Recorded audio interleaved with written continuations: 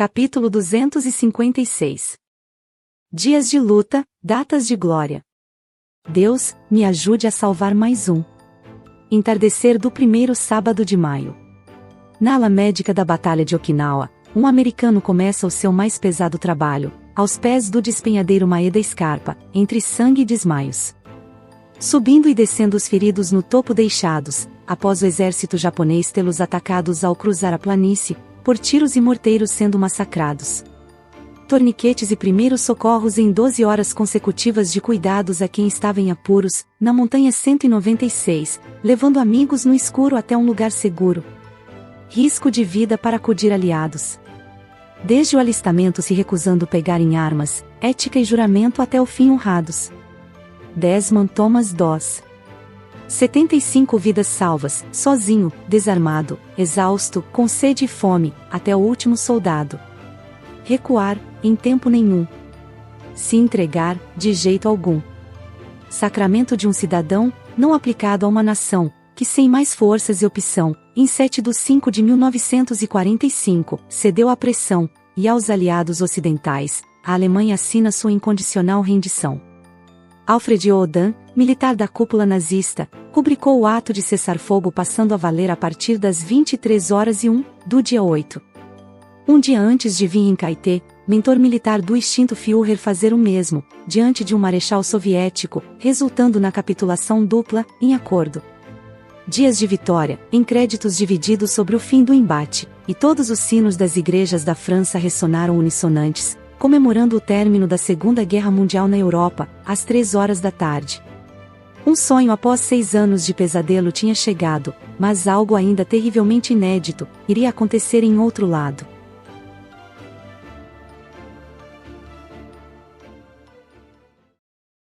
Capítulo 257. Acerca de olhares. A segunda semana de maio vai acabando, com revelações surpreendentes. No dia 11, após análises dos restos dos corpos colhidos queimados na chancelaria do Reich, é comprovado por técnicos em odontologia, serem de Adolf e Eva, os dentes. Provas de mortes contundentes. Distante dali, no Palácio de Luxemburgo, Paris, outra ocorrência que só bem mais tarde, pelo mundo seria descoberta. Um busto de Hitler e uma bandeira nazista de 3 por 2 metros, tomados pelos franceses na expulsão dos alemães de seus prédios, guardados como troféus, conforme as portas do porão iam sendo abertas. Revelando o passado recente de uma cidade tumultuada tomada pela resistência, edifícios sendo abandonados às pressas por funcionários do sistema maligno, destruindo paredes e móveis sem decência. Pontos históricos, imóveis vizinhos, antessede de organizações impuras como Luftwaffe, agora sujeira a se desinfetar pelo caminho. Do chão ao teto, mas com artefatos ainda nas entranhas, encobertos. Lembranças de mau gosto, diferentemente de uma riqueza que voltava às origens, expondo de novo o enigmático rosto. Depois de uma franca jornada heróica, iniciada no Castelo Chambord, no Vale do Loire, e pelo Louvigny, na mesma região ser levada e 3 meses ficar, em seguida passando pela abadia de Lockjaw, em Aveyron, 11 dias antes da guerra em Paris chegar, transferidas sem feridas para o Ingres, em Montauban, além do castelo de Montalet, no Lot, até finalmente para casa voltar. 6 anos depois de ter saído, e muitos quilômetros ter percorrido escondida, uma dama ressurge. Em 16 de junho de 1945, a Mona Lisa retorna vitoriosa, ao Louvre.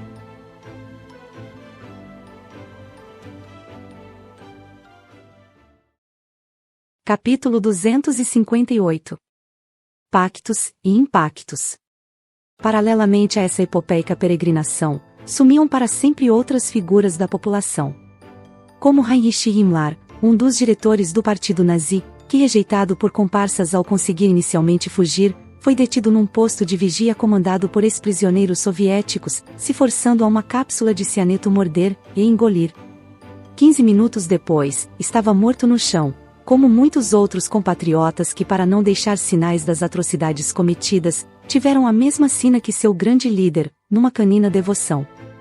Uma voz de comando na mente, e mais tarde em 5 de junho, Berlim é dividida em 4 zonas de controle definidas previamente: britânica, francesa, norte-americana e soviética. Pilares para a definição da política futura, em dialética.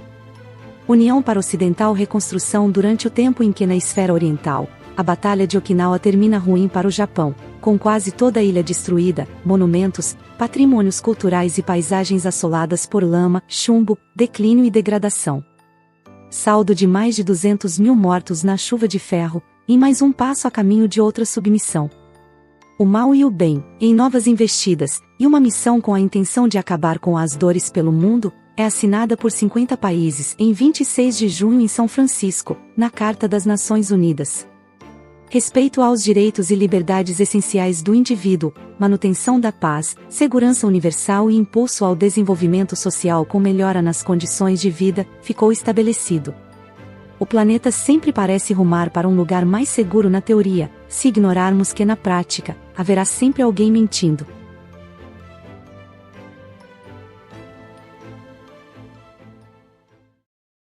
Capítulo 259.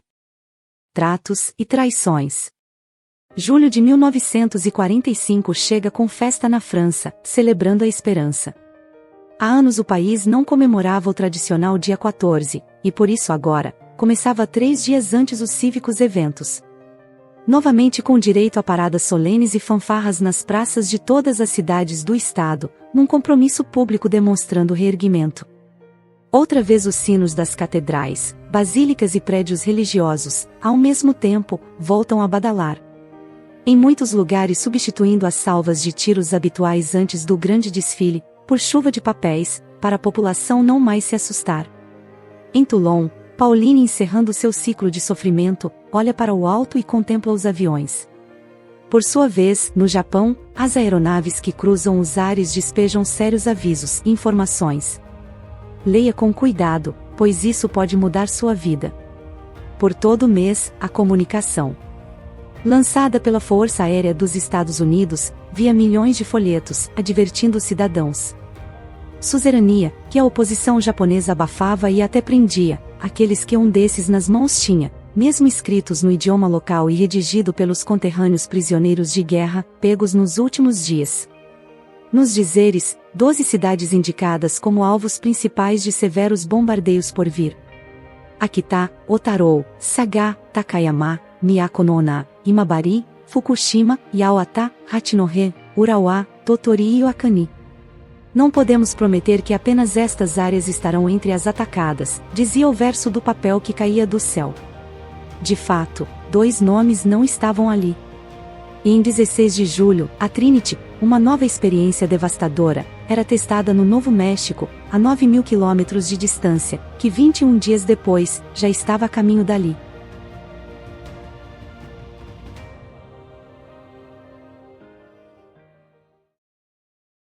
Capítulo 260.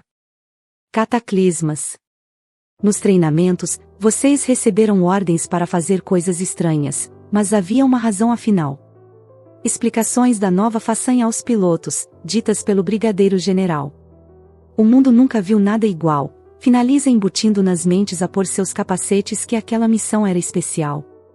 Às 2h04, de 6 de agosto de 1945, a aeronave B-29, de nome Enola Gay, em homenagem à mãe do condutor que escolheu a dedo a portadora, sai da ilha Tinian, para chegar a seu destino, nas primeiras horas da manhã.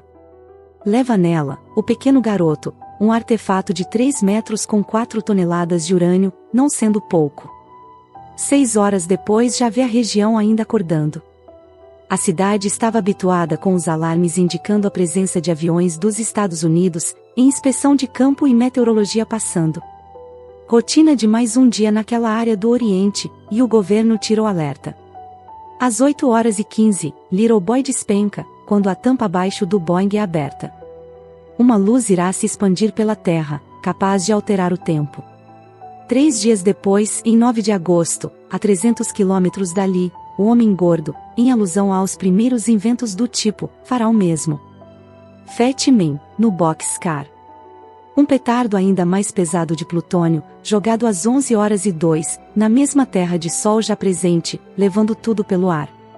Centros urbanos que não foram avisados, que não ouviram os sons macabros, quais seus moradores voaram nos impactos, vítimas do troco engasgado desde Pearl Harbor. Uma inédita explosão. E outra. Um assombroso silêncio, uma nuvem radioativa em forma de cogumelo de incomparável pressão, que arranca roupas. Desolação, judiação. Inúmeros aos trapos, queimados e contaminados a céu aberto, num enorme e eterno clarão.